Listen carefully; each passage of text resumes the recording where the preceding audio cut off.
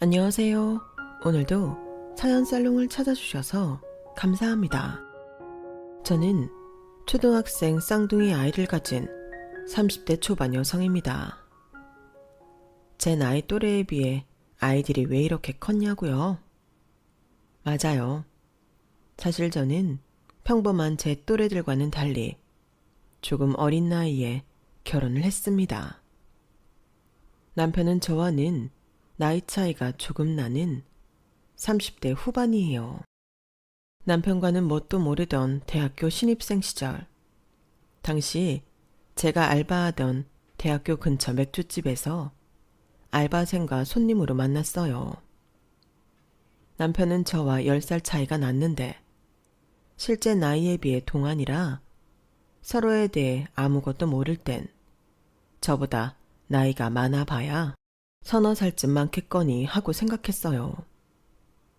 당시 저는 남동생이 있어서 연하나 동갑은 별로 이성으로 느껴지지 않았고 연상을 좋아했는데 남편이 딱 제가 상상해왔던 연상의 느낌이었거든요.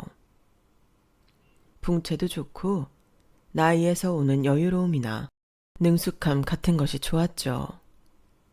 대학가 근처 맥주집이다 보니 부어라 마셔라 마시고 인사불성이 된 남자 학생들이 많아 곤란한 적이 한두 번이 아니었는데 그럴 때마다 한쪽 구석에서 친구와 술을 마시고 있던 남편이 그런 곤란한 상황으로부터 늘 벗어나게끔 도와주었죠.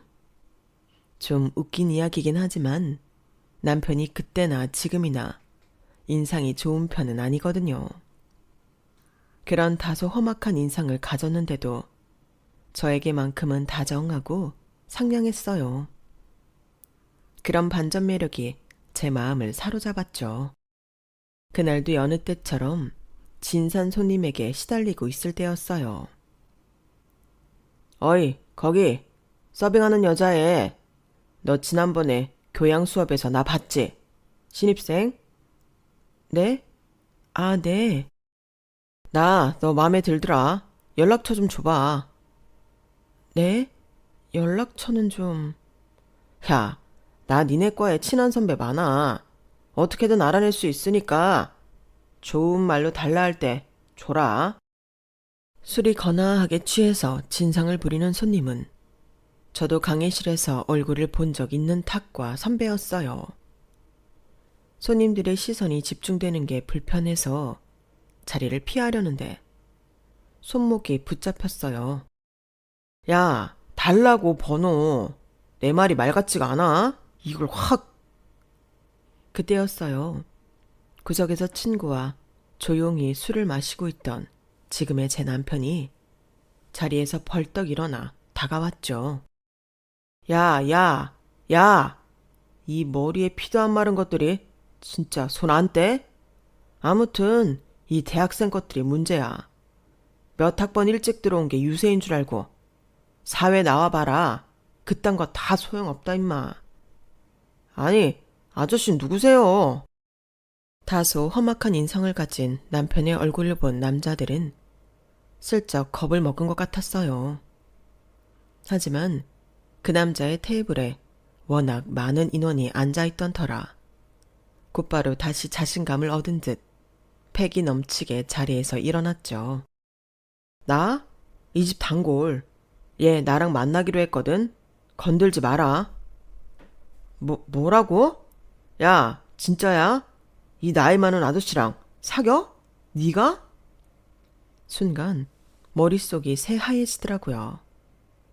맞다고 해도 문제, 아니라고 해도 문제인 것 같아 혼란스러워하고 있는데 제 손목을 잡고 있는 남자의 악력이 점점 거세졌어요. 왜 말을 못해? 사귀냐고. 네, 그러니까 손 좀 놔주세요. 결국 압박감을 못 이기고 저도 홧김에 동조해버렸어요. 그랬더니 김샌다는 듯 제 손목을 놓은 남자가 자리에 털썩 앉았어요. 에이, 이런 취향인 줄은 몰랐네. 아저씨, 가세요. 임자 있는 애인 줄 몰랐으니까. 그제서야 기싸움은 끝났어요. 그동안 알게 모르게 나서서 진상을 퇴치해 준 적은 많았지만 이렇게 대놓고 저랑 사귀는 척 저를 보호해 준 적은 처음이라 기분이 얼떨떨했어요. 평소라면 고맙다고 서비스로 드렸을 과자 안주도 너무 어색해서 선뜻 못 내놓겠더라고요. 뭐야? 오늘은 왜 과자 안주 안 줘? 드릴게요. 내가 사귄다고 해서 싫었나 봐. 아니요. 그런 건 아닌데 조금 놀라서. 놀라긴 뭘 놀라. 진짜 사귈 것도 아닌데. 어색하게 웃음을 흘리며 과자 안주를 테이블 위에 올려두자 손님이 제 눈을 빤히 쳐다보더라고요. 나이 차이 많이 봐?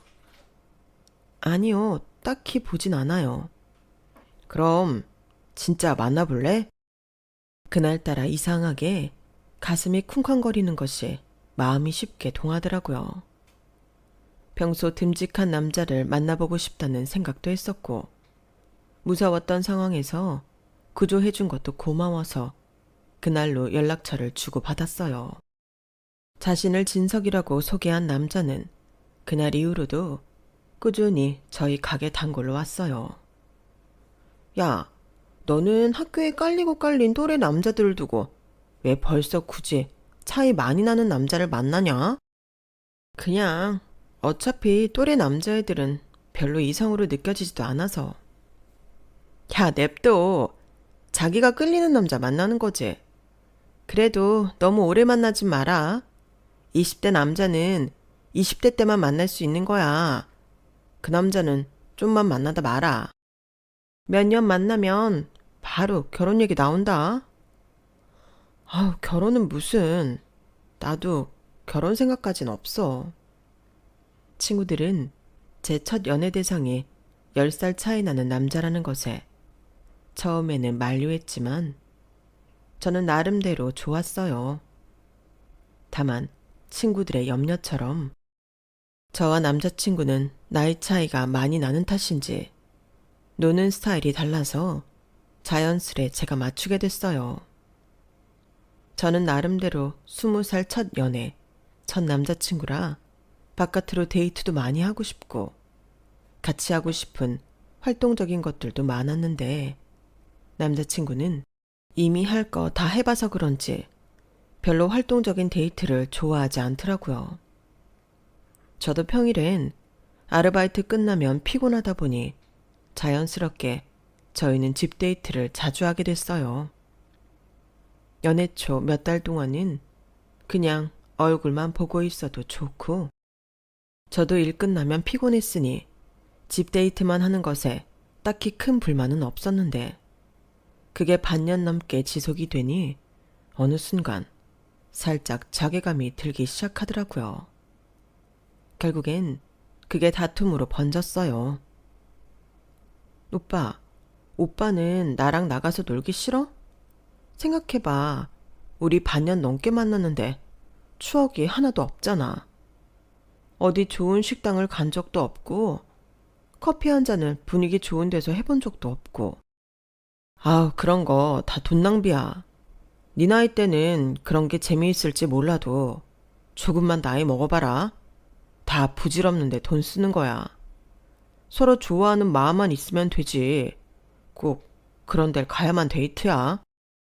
그래도 내 친구들은 다 남자친구들이랑 영화관도 가고 놀이공원도 가는데 우린 집에 누워서 뒹굴거리는 데이트만 하는 게 좀 속상해.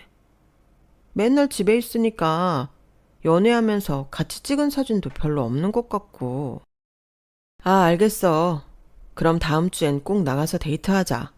내가 데리고 나갈게. 응? 진짜지? 그래, 약속해. 어린 여자친구 만나는 내가 감수해야지 뭐.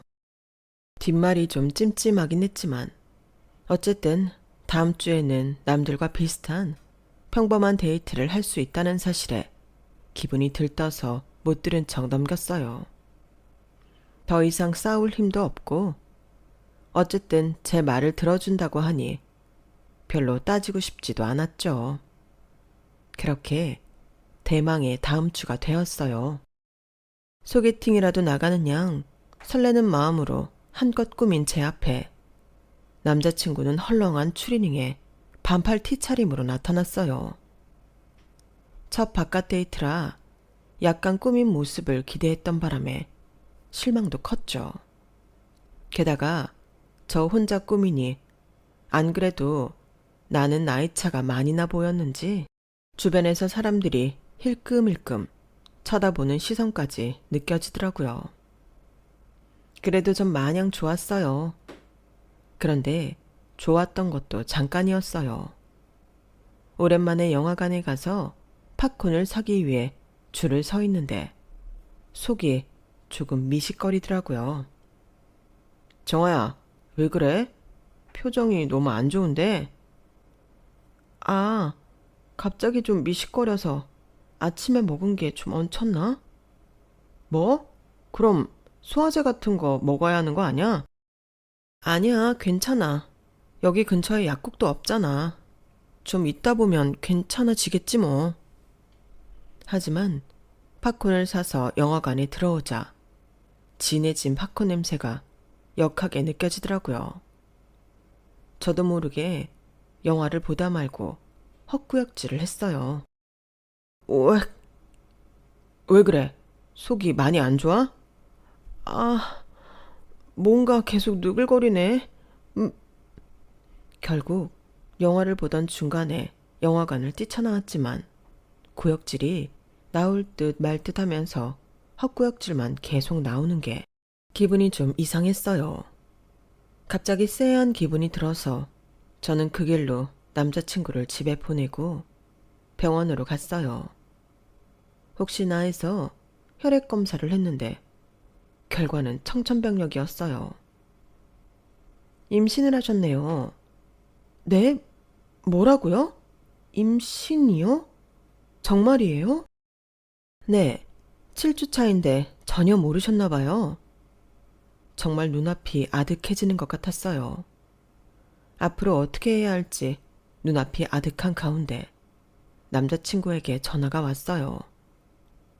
뭐야, 그렇게 갑자기 가버리고 지금은 뭐해? 오빠, 나 큰일 났어. 왜? 나 임신했대. 7주나 됐대.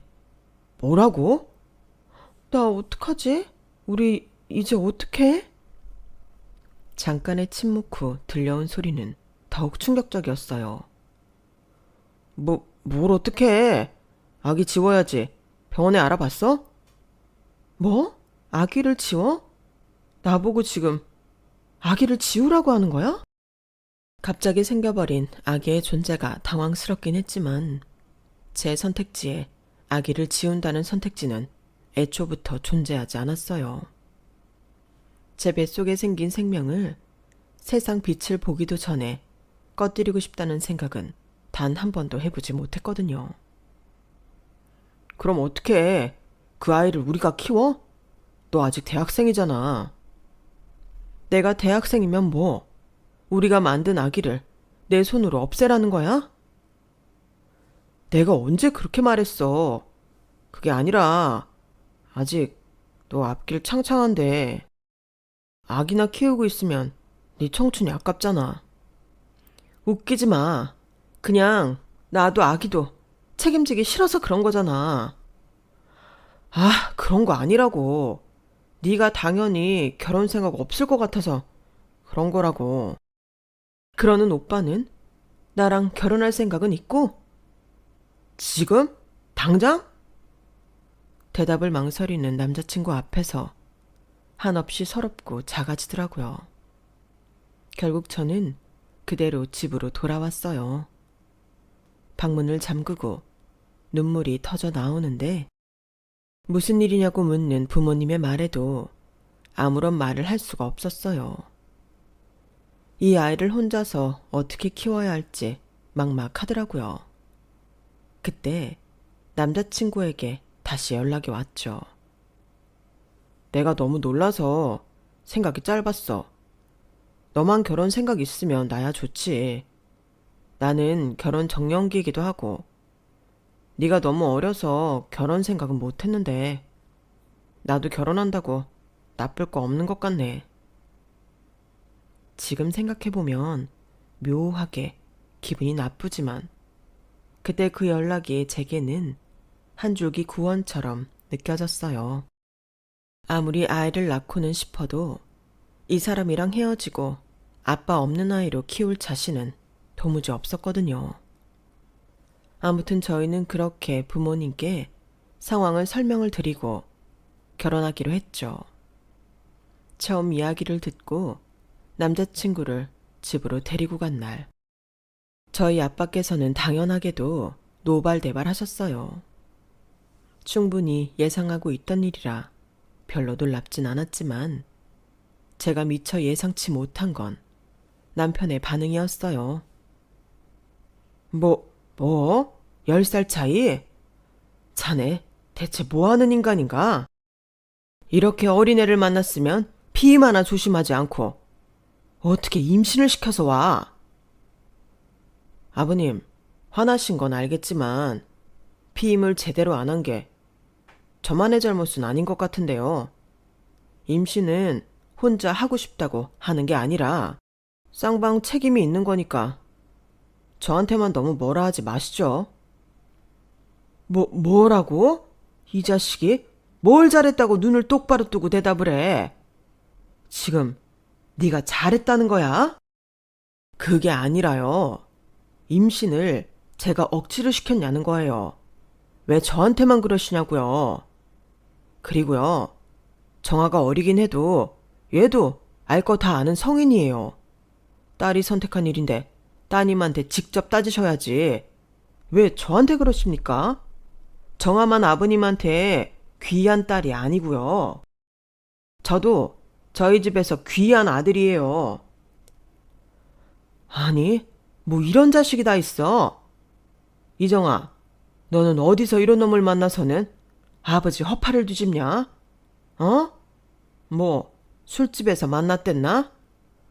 사람을 제대로 된 장소에서 만나야지. 맨날 술집 가서 술이나 퍼마시는 놈을 만나니까 이 모양 이 꼴 아냐? 그러는 아버님은 그 귀한 딸 왜 술집에서 술 파는 아르바이트나 시키셨어요? 그렇게 고상한 딸이면 집에서 온실속 화초처럼 키우시지 그러셨어요.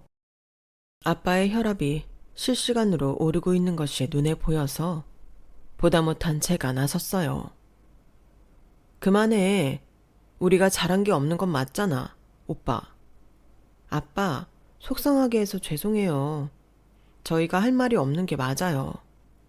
그치만 아빠, 소중한 아기가 생겼는데 모른 척할 수는 없잖아요. 오빠랑 같이 잘 키워볼게요. 너무 나쁘게 보지 말아주세요. 뭐?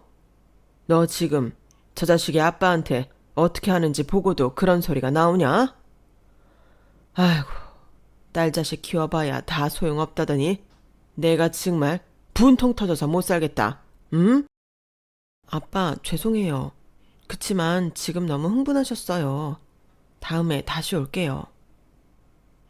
일이 커질 것 같아 남자친구를 끌고 나왔는데 남자친구는 불편한 얼굴을 숨기지 않더라고요. 아니, 나만 죄졌어? 그리고 내가 나이가 많다고 마음에 안 들어 하시는 것 같은데 아버님이 나랑 만나는 것도 아닌데 왜 저렇게 못마땅해 하시는 거야? 네가 좋아서 데리고 온 사람인데 왜 나한테 뭐라고 하시냐고. 아빠 딴에는 속상해서 그러시겠지. 거기다 이 나이에 임신까지 해서 왔는데 좋게 보시기 힘들긴 하실 거야. 우리가 앞으로 조금만 노력하면 아빠도 우리 인정해 주시겠지. 그때까지만 우리 아빠가 뭐라고 하시든 오빠도 좀 참아줘. 말은 그렇게 차분하게 했지만 앞으로 결혼 과정이 순탄할 것 같지 않아서 걱정이 들더라고요. 그날 저녁 남자친구는 남자친구대로 아빠는 아빠대로 진정시키느라 진이 쭉 빠졌어요. 게다가 남자친구 앞에서는 가만히 계셨던 엄마까지 전화하셔서 속마음을 내비치셨죠.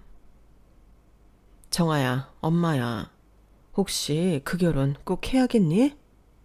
나도 그 사람 너무 별로야. 아무리 임신이 쌍방 책임이라고는 해도 나이도 많은 사람이 그렇게 무책임하게 굴고 네 아빠한테 하는 것만 봐도 평소 성품이 어떤지 알겠던데. 이런 사람한테 너를 시집을 보내도 될까 싶다. 엄마 걱정하시는 것도 아는데 오빠가 감정이 많이 상해서 그런 거지. 원래 그런 사람은 아니에요. 아기도 가진 마당에 너무 나쁘게만 보지 말아주세요. 걱정하시지 않게 저희 잘 사는 모습 보여드릴게요. 다행히 엄마께선 제 설득에 별 말씀 없이 넘어가셨지만 그날 이후로 아빠의 극심한 결혼 반대가 시작되었어요. 심지어 남자친구 앞에서 대놓고 반대하셔서 갈등이 풀리기는커녕 고조되기만 했죠. 내 눈에 흙이 들어가도 저놈은 안 된다. 단순히 나이 차이 많이 나고 애부터 만들어와서 그런 게 아니야. 어른을 대하는 태도 하나를 보면 열을 안다. 저놈은 글렀어. 절대 안 돼. 다행이라면 다행인 건 그날 이후로는 남자친구가 이 악물고 저희 아빠의 반대를 묵묵히 견뎌냈다는 거였어요. 아빠, 오빠도 그날 이후로 많이 반성하고 있어요. 오빠도 아기가 생기고 나서 많이 혼란스러워서 그랬던 것 같아요. 한 번만 눈 감아 주시고 저희 믿어주세요. 네? 이 아이를 아이 아빠도 없이 저 혼자 키울 수는 없잖아요. 제발요. 아니, 정말 그냥 연애만 한다 해도 반대한 인성일 놈이랑 평생을 산다니. 나보고 이걸 어떻게 받아들이란 말이야. 어떻게든 아빠의 환심을 사보고자 선물 같은 걸 사서 갖다 줘도 아빠는 쳐다보지도 않고 도로 돌려보내셨어요. 남자친구는 저를 봐서인지는 몰라도 앞에서는 기분 나쁜 내색하지 않으려고 노력했지만 나오는 길에는 제게 불만을 표출했죠. 아빠 입장도 이해는 됐지만 저도 이렇게 노력하는데 인정해주지 않으려는 아빠에게 서운한 마음이 들기도 해서 남자친구 편을 들어주며 속상한 마음을 달래줬어요. 그렇게 치열하게 결혼 반대를 이겨내가는 과정 중에도 제 배는 점점 불러오고 있었죠. 그러던 어느 날이었어요. 만삭에 가까워지는 제 배를 본 아버지가 혀를 쯧쯧 차시더니 말씀하셨어요. 아이 낳고 몸 회복하는 대로 결혼식장 잡아라. 아빠, 정말이에요? 진심이세요? 그래, 내일 모레 손주 나오게 생겼는데 너희는 이렇게 굳건하니 내가 더 이상 무슨 핑계로 말리겠니? 아버지는 허락을 하시고도 속상하신지 저희를 등지고 앉으셨어요. 저는 드디어 허락을 받았다는 기쁨에 눈물이 터져나오더라고요. 아빠, 감사해요. 저희 정말 잘 살아볼게요.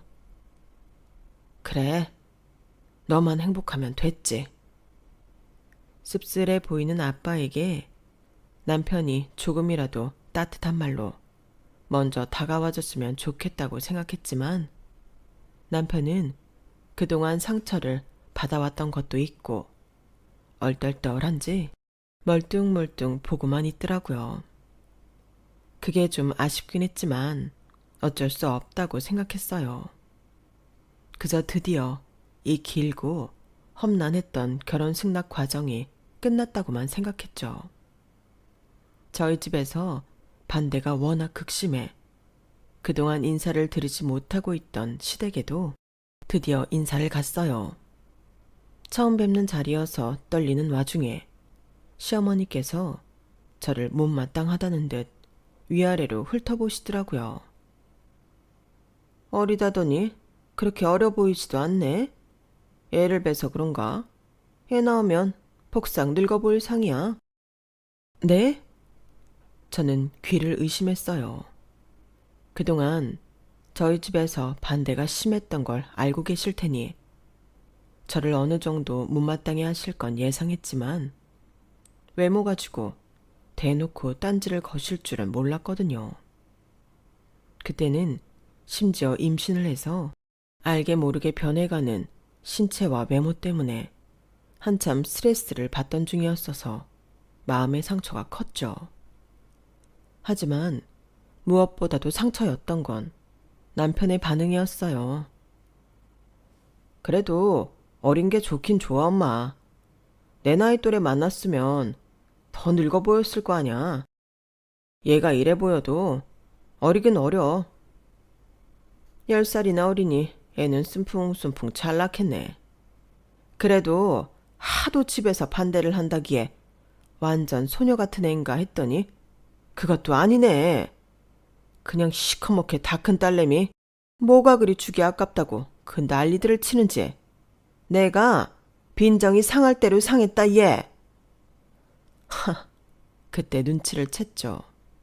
결혼하면 시월드가 열릴 거라는 걸.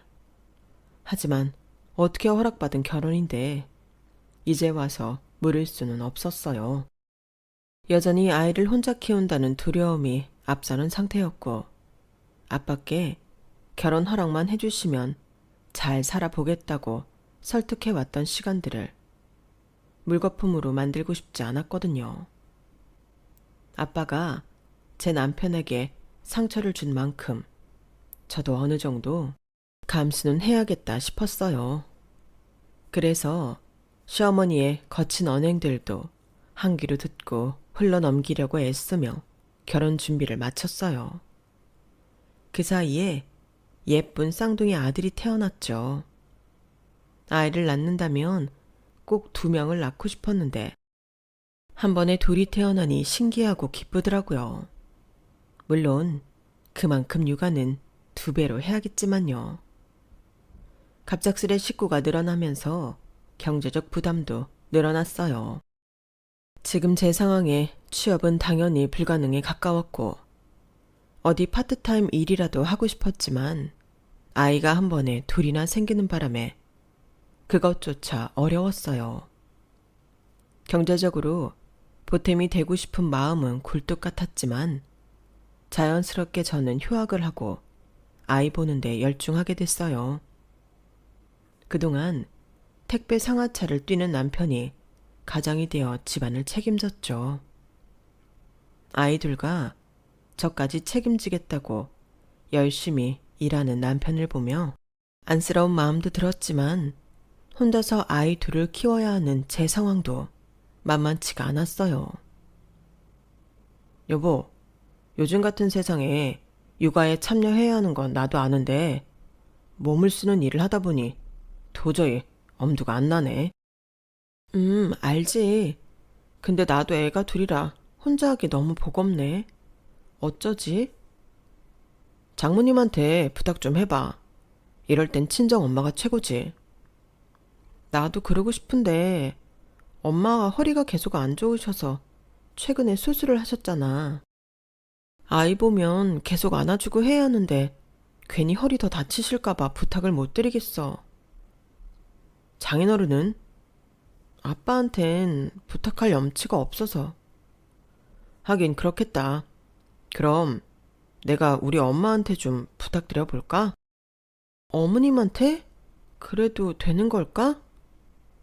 남편이 그렇게 흔쾌히 시어머니 이야기를 꺼낼 줄 몰라서 당황스러움과 동시에 시어머니와 함께 육아를 해도 괜찮은 걸까? 걱정이 동시에 들었어요. 남편이 올 때까지만 함께 봐준다고 해도 거의 하루 종일 붙어 있어야 하는 일정이 불편하고 부담스럽기도 했고요. 하지만 혼자서 아이 2을 케어하느라 체력이 바닥난 저는 오래 고민할 수가 없었어요. 불편하든 말든 누가 옆에 있어줘야 살 것 같았죠. 그렇게 시어머니와의 공동 육아가 시작되었어요. 야, 애가 울잖니? 얼른 와서 안 달래주고 뭐해? 어머님, 잠시만요. 이유식 만드는 동안만 어머님이 안아주시면 안 될까요? 아우, 나도 몸이 아파서 더 이상은 못 안아준다. 이런 건 젊은 네가 하는 게 맞지? 하지만 도움이 될 줄 알았던 시어머니는 제가 젊다는 핑계로 제게 일을 다 미루시더라고요. 옆에 아무도 없는 것보다는 좀 더 나았겠지만 그렇다고 큰 도움이 되는 것도 아니어서 오히려 심적으로는 더 힘든 하루하루가 시작됐어요. 예, 이거 설거지 바로바로 안 하니? 집안일을 이렇게 미루면 안 된다. 어머님, 이때까지 애들한테 눈 못 뗐던 거 아시잖아요. 조금만 쉬었다가 할게요. 아, 지저분해. 가뜩이나 애들도 둘이라 집이 금방 난장판 되는데 이런 건 바로바로 치워야지. 집안일 잔소리는 덤이었어요. 시어머니는 육아를 도와주러 온 건지 시집살이를 시키러 온 건지 아이를 보느라 밀린 집안일을 보시고는 잔소리만 퍼붓더라고요. 집안일을 도와주기는커녕 말로 시키기만 해서 오히려 감시당하는 느낌만 들고 점점 심신이 지쳐갔어요.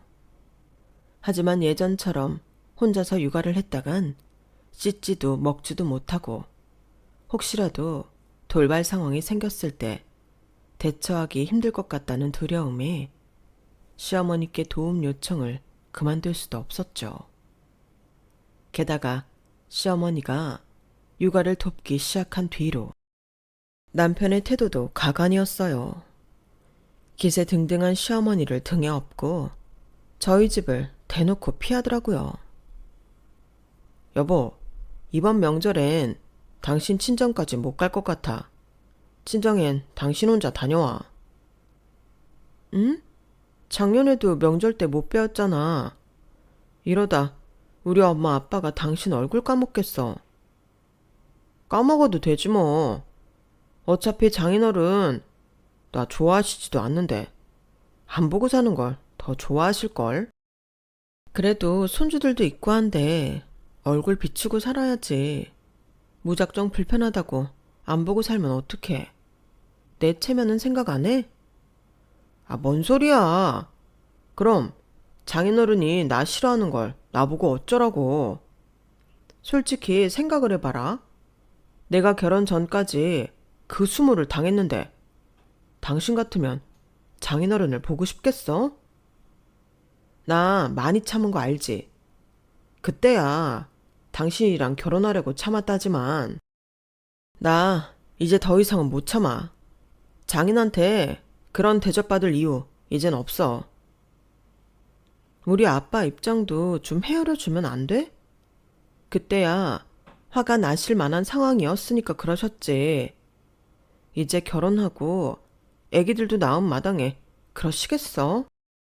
이런 식으로 피하면 우리 부모님도 다 느끼지. 가까워지지 못할 망정 계속 멀어질 필요는 없잖아. 그러는 내 입장도 헤아려 줘야지. 나도 화날 만한 상황 아니야? 솔직히 당신 부모님 꼴도 보기 싫어. 당신 부모님이 네가 어리다는 이유로 얼마나 유세를 떨었어? 내가 나이 많은 게 죄냐? 임신한 게 나 혼자만의 죄야? 그렇게 유세 떤 거에 비해 당신 부모님이 해준 게 뭔데? 집을 해주기랬어, 육아를 돕기래. 우리 부모님은 적어도 육아는 돕잖아? 그러니 당연히 내가 당신 부모님이랑 우리 부모님을 차별하기 싫어도 차별하게 되지. 그래도 나랑 계속 살 거면 이건 좀 아니지. 누가 우리 부모님한테 잘해달래? 적어도 얼굴은 비추고 살아야지. 그래? 그럼 진짜 얼굴만 비춰도 되는 거지. 그래, 내가 뭐 많은 거 바래? 적어도 자식된 도리는 하고 살게 해줘야지. 안 보고 사는 건 해도 해도 너무하잖아. 좋아. 난 당신 부모님한테 효도하고 싶은 마음 없어. 그러니까 진짜 당신 체면 생각해서 얼굴만 비출 거야. 불만 갖지 마. 알겠어? 그래. 누가 당신 보고 효도해달래? 제발 얼굴이라도 비춰라. 말도 안 되는 핑계로 저희 부모님을 피하려고 하는 남편과 대판 싸웠어요. 결론적으로 제가 이긴 거나 다름없었지만 친정에 갈 때마다 남편은 정말 손 하나 까딱 안 하더군요.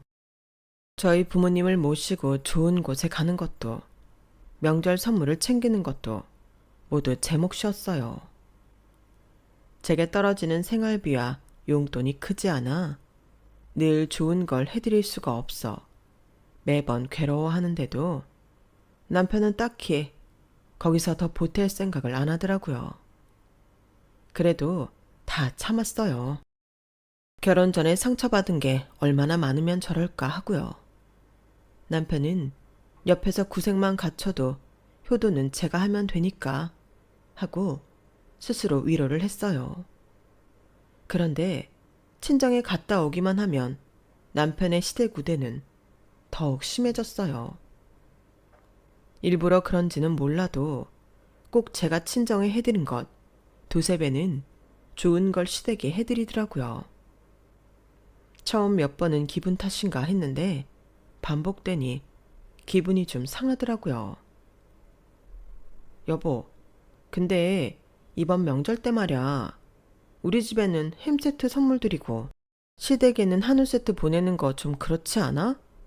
우리 부모님도 한우 좋아하는데 한두 번도 아니고 매번 선물 가격 차이가 너무 나니까 나도 기분이 좀 그러네. 뭔 상관이야. 니네 부모님은 네가 챙기기로 했잖아. 아니, 아무리 그렇다 해도 이건 좀 심하잖아. 각자 집에 보내는 선물은 비슷하게 해야지. 나는 당신이 하도 싫다 해서 내가 쓸 수 있는 돈 선에서 하는데 당신은 시댁에 항상 좋은 거 갖다 드리니까 우리 집에도 신경 좀 써주면 안 돼? 야, 그만 좀 해라. 너 같으면 니네 집에 신경 쓰고 싶겠어? 그리고 내가 너한테 돈을 안 주는 것도 아니고 그 안에서 네가 선물할 수 있는 만큼 하는 건데 뭐가 문제야? 왜? 니네 아빠가 햄 세트 싫다고 하시든? 아니, 무슨 말을 그렇게 해. 난 매번 시댁이랑 친정에 가는 선물이 너무 차이가 나니까 속상해서 그렇지. 내가 갑자기 결혼하겠다고 속썩인 것도 죄송한데 나도 더 잘해드리고 싶단 말이야. 아, 그게 그렇게 억울하면 당신이 일을 해. 내가 내 돈 써서 우리 부모한테 잘하겠다는데 왜 난리야 대체? 남편이 그렇게 나오자 말문이 턱 막히더라고요. 제가 일할 수 없는 상황인 걸 뻔히 알면서 저렇게 말하는 게 너무 밉고 실망스러웠어요. 내가 일을 안 하고 싶어서 안 해? 나도 할 수만 있으면 애들 내팽개치고 나가서 일하고 싶어. 이래서 우리 부모님 좋은 음식, 좋은 선물 해드리고 싶어. 근데 지금 그게 안 되잖아. 다 알면서 어떻게 그런 말을 해? 당신이 번 돈으로는 정말 조금도 우리 부모님 해드리는 게 아까워? 그래, 아깝다. 내가 결혼하고 니네 부모한테 깽판 안 치는 걸 다행으로 여겨야지. 뭐? 나보고 내 돈 내고 잘하라고? 꿈 깨고 당신이나 우리 부모님한테 잘해. 이 연세에 애 봐주는 거 쉽지 않다. 효도는 해도 당신이 우리 부모님한테 해야지. 아주 뻔뻔하네. 당신 부모님이 결혼 반대했다고 당신이 갑이 아니야. 이제 그만 정신 좀 차려라. 남편의 말을 들으니 제 스스로에게도 화가 나더라고요. 도무지 제 부탁을 들어줄 것 같지 않아서 최근 대기업 게임 회사에 취직했다던 학교 선배에게 연락을 했어요. 선배, 혹시 외주 안 필요하세요? 외주? 우린 늘 필요하지. 왜? 일거리 필요해? 네, 저한테 맡게만 주시면 정말 잘할 수 있어요. 학교 다닐 때 만들어 놓은 포트폴리오도 드릴 수 있고요. 야, 너 신입 때 완전 실기 에이스였잖아. 당연히 맡길 수 있지. 내가 회사에 잘 말해 놓을 테니까 일거리 생기면 바로 연락 줄게. 제 꿈이 게임 원화, 일러스트레이터였거든요. 학교 졸업도 못하고 경력도 없었지만 재학 당시 절 좋게 봤던 선배님이라 용기 내서 연락을 해봤는데 답변이 긍정적이라서 안심했어요. 몇 주 뒤 선배님은 정말로 연락을 주셨고 간단하게 할 수 있는 캐릭터 아이템과 의상 디자인부터 일을 받아 시작했어요. 아이들이 자는 틈을 타 일을 하느라 쉴 시간이 줄어 피곤함이 2배였지만 오랜만에 전공을 살려 일을 한다고 생각하니 기분이 좋더라고요. 그렇게 남편과 시댁 몰래 탄 첫 급여는 정말 말도 안 되게 달콤했어요. 저는 돈을 타자마자 부모님을 좋은 식당에 모시고 갔고 남편은 그런 저를 이상하게 생각하기 시작했죠. 뭐야? 당신 돈이 어디서 나서 이런 식당을 와? 내 돈으로 알아서 효도하라며. 내 돈으로 하는데도 왜 간섭이야? 누가 간섭한대? 그냥 맨날 돈 없다고 조촐한 데 가더니 웬일인가 해서 물었지. 저희 부모님은 한없이 행복해 하셨지만 남편의 얼굴은 어두웠어요. 그게 내심 기분 나쁘고 불편했는데 또 싸우기 싫어서 그냥 넘겼죠. 그런데 그날 이후로 남편은 마치 저와 경쟁이라도 하듯 제가 친정에 한 것 2배로 시댁에 잘 하더라고요. 아이가 없긴 했지만 별로 터치하고 싶지도 않아서 그냥 내버려 뒀죠. 그랬더니 점점 자기도 부담이 됐는지 하루는 이러더군요. 여보, 요즘 무리해서 친정에 잘하는 것 같은데 내가 친정에도 알아서 잘해드릴 테니까 그만하고 당신 돈은 좀 아껴 써. 우리 애한테 들어갈 돈까지 당신이 쓸까봐 그래. 내가 애 엄만데 설마 그렇게까지 할까? 내 돈 알아서 쓰라고 할 땐 언제고 왜 간섭이야?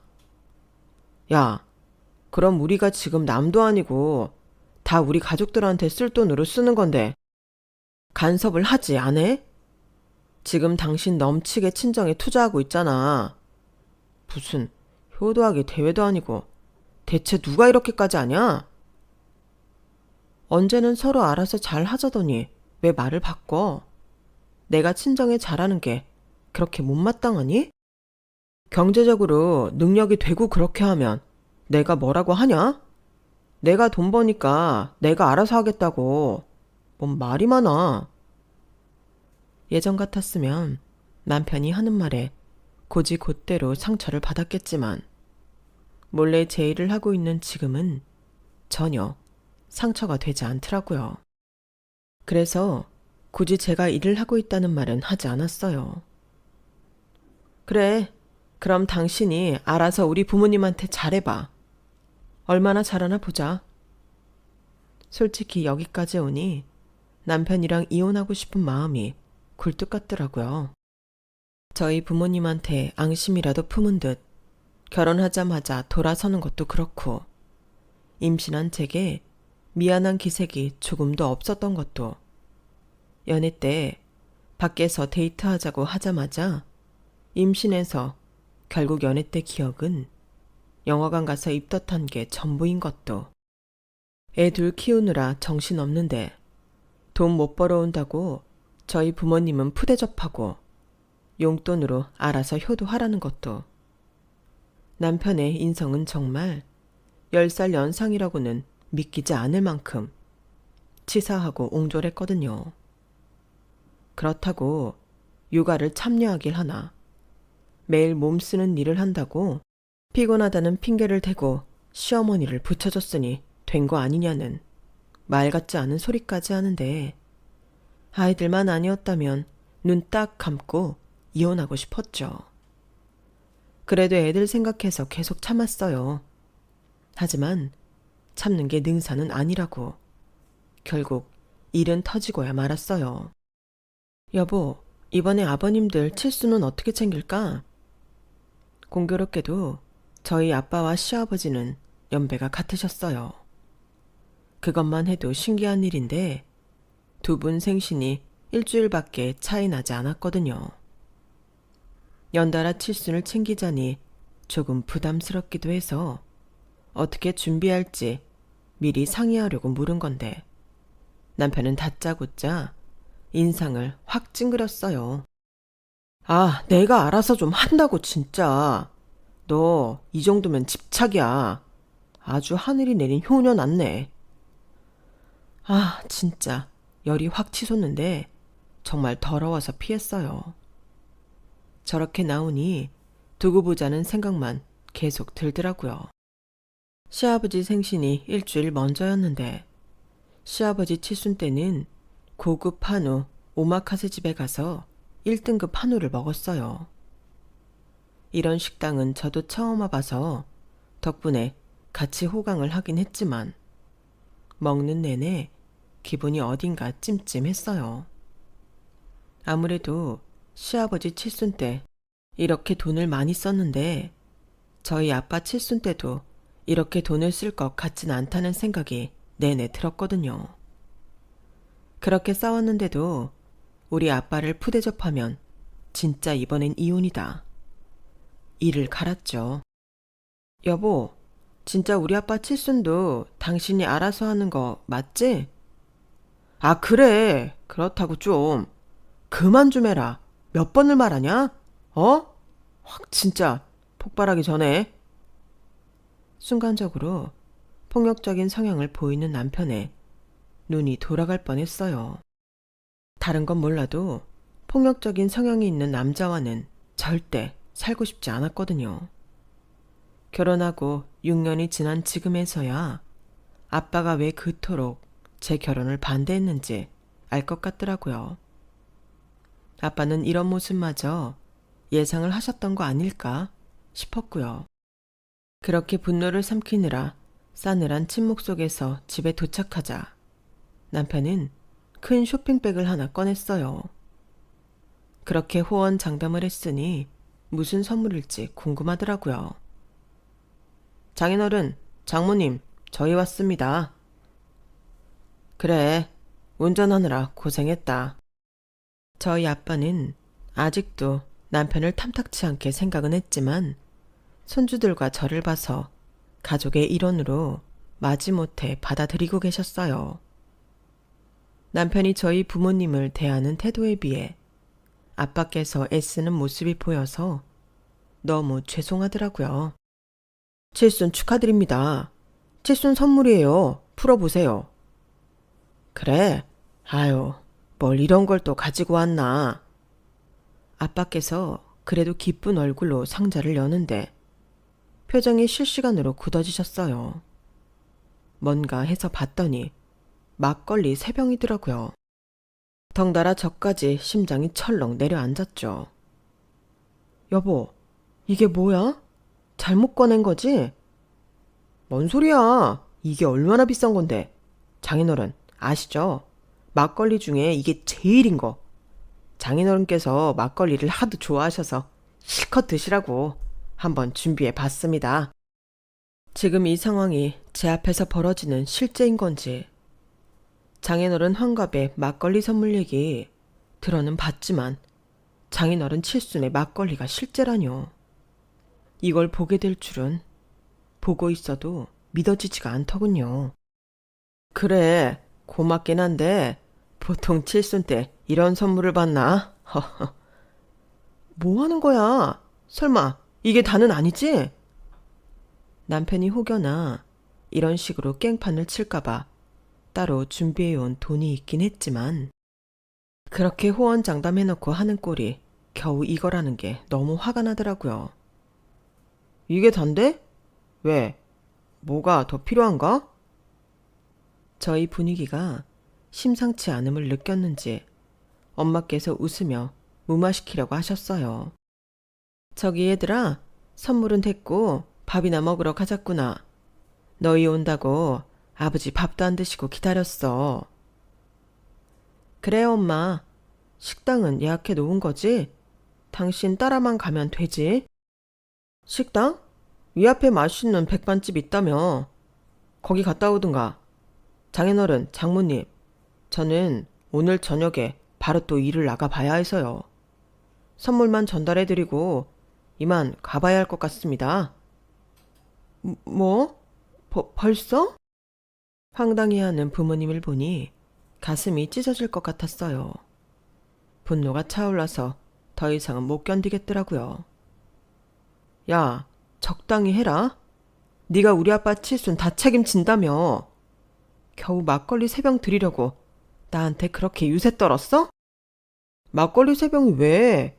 저거 이래봬도 비싼 거야. 네 아버지 칠순 때는 한우 오마카세 먹고 우리 아빠 칠순 때는 같이 식사도 안 하려고 해? 네가 알아서 한다며. 그럼 일을 빼놨어야지. 우리 집에 나 아니면 일할 사람이 어딨다고. 일을 빼. 한 달 수입이 달라지는데 미쳤냐? 일을 빼게? 내가 너 이럴 줄 알았다, 이 나쁜 자식아. 우리 아빠가 너 같은 놈이랑 결혼 반대하는 이유가 있었어. 너 같은 놈? 그러는 너는 10살 많은 나한테 그런 식으로 하는 게 잘하는 짓이냐? 아주 가족이 쌍으로 웃기네. 애초에 니네 아빠가 결혼 반대 안 했음 여기까지 올 일도 없었어. 알아? 장인어른 듣고 계시죠? 이거 다 장인어른이 하신 대로 돌려받고 있는 겁니다. 명심하세요. 그리고 이렇게 미워도 선물 챙겨온 거에 감사해야지. 내가 장인어른 위해서 특별히 준비한 건데 사람은 어울리는 걸 먹어야 오래 산대. 네가 내 깊은 뜻을 알기나 해? 끝까지 비꼬는 남편 때문에 결국 뚜껑이 열렸어요. 저는 막걸리를 따서 남편 머리에 부어버렸어요. 그래? 어울리는 걸 먹어야 오래 산대? 그럼 막걸리에는 네가 딱이네. 많이 먹고 오래 살아. 나는 너랑 더 이상 살 마음 없으니 알아서 잘 사시고. 어? 야, 미쳤어? 지금 이게 뭐 하는 짓이야? 뭐 하긴. 난 더 이상 당신이랑 살 일 없으니 당신 혼자 오래오래 잘 살라고 축복해주는 거지. 어때? 비싼 막걸리 맛이 좋긴 좋으니? 전 다른 막걸리도 따서 남편한테 부어버렸어요. 엄마 아빠가 뜯어 말렸지만 더 이상 멈출 수가 없었죠. 야, 네가 나한테 이런다고 뭐가 달라질 것 같아? 어차피 애들 두고 이혼도 못할 거면서. 돈 한 푼도 내 힘으로 못 버는 네가 나랑 이혼해서 뭐 할래? 이혼해서 뭘 하긴. 일하고 학교 마저 다녀야지. 네가 몰라서 그런가 본데 나 일하고 있었어. 너 없이도 충분히 애들 키울 수 있다고. 나 이혼해. 너 같은 놈이랑 더 이상 같이 살 자신 없어. 차라리 나 혼자 애들을 키우고 말지. 제 이야기를 듣고 계시던 엄마가 갑자기 울음을 터뜨리셨어요. 당황해서 엄마를 안아드렸는데 엄마께서 그러시더군요. 그래, 우리가 애들 키워줄게. 그러니 저 남자랑은 얼른 이혼해라. 그동안 어찌나 이야기하고 싶었던지. 네가 그래도 그럭저럭 잘 사는 줄 알고 참고 있었는데 이혼해. 정아야, 이제라도 네 인생 찾아. 그래, 아빠도 너 생각해서 지켜보려고 했는데 도저히 널 행복하게 해줄 수 있는 놈이 아니야. 네 마음이 동했다면 이혼해라. 부모님께서도 적극적으로 제 편을 들어주시니 더 두려울 게 없었어요. 그날 이후 저는 남편과 이혼을 했어요. 남편도 집단에는 끝까지 저희 부모님께 인정받지 못한 게 자존심 상했는지 바로 이혼을 해주더군요.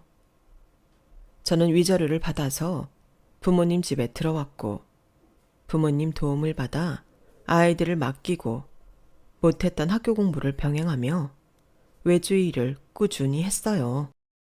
부모님께 100% 아이를 맡기는 건 죄송해서 사이버 대학교를 졸업했고 학점을 따는 동시에 선배네 회사로 취직을 했죠.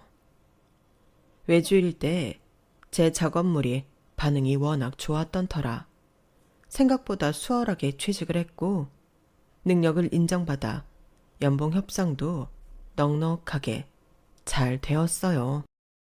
지금은 아이들이 초등학생이 되어 시간적으로나 경제적으로나 조금 여유가 생겼네요. 저를 못살게 굴던 시어머니나 남편과 헤어지니 지금은 참 속이 후련해요. 제가 직접 돈을 버니 부모님께 누구 눈치 보며 잘하지 않아도 되고 어찌 보면 당연한 것들을 당연하지 않게 살아왔다 보니 이런 사소한 것들도 큰 행복이 되네요. 처음부터 부모님 말을 듣고 남편과 살지 않았다면 어땠을까 싶기도 하지만 예쁜 두 아이를 보면 또 그런 생각이 날아가기도 해요. 안 좋은 기억뿐이던 남편이 그나마 제게 남긴 유일한 선물이니까요. 제 이야기 들어주셔서 고맙습니다. 털어놓고 나니 조금 후련하네요.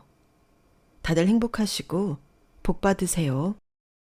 여러분, 사연 댓글에 응원과 현명한 조언 부탁드려요. 좋아요와 구독은 저에게 큰 힘이 됩니다. 오늘도 좋은 일 가득하세요.